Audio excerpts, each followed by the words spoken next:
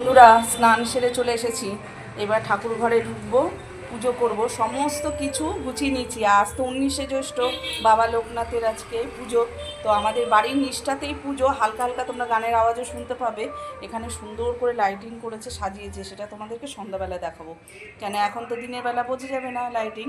আর আমার বাড়ির নিষ্ঠাতে তোমাদেরকে তো বলি যে খুব মানে সুন্দর জাঁকজমক, যে কোনো পুজো মানে সব পুজোই বলতে গেলে হয়।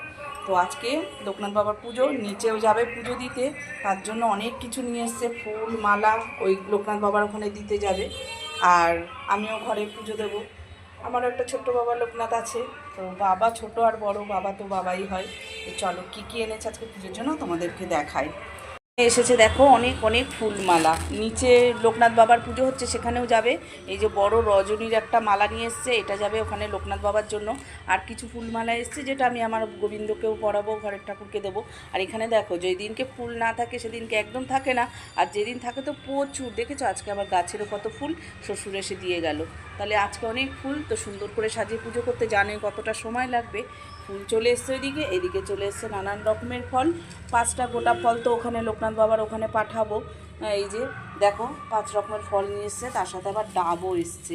আজকে এই এত ফল এসছে, এখান থেকে আমি ঘরেও দেবো, আবার ওখানেও পাঠাবো। গতকালকে না, এই সোমবার দিনকে দুধ আনার অভাবে আমি ভোলানাথকে দিতে অভিষেক করাতে পারিনি দুধ দিয়ে, শুধু জল দিয়ে করেছি। আজকে একটা দুধের প্যাকেট আনতে বলেছি। তো আমার গিরিশোনাদের, আমার ভোলে বাবাকে, লোকনাথ বাবাকে সবাইকেই অভিষেক করাবো, তার জন্য এসছে দুধের প্যাকেট।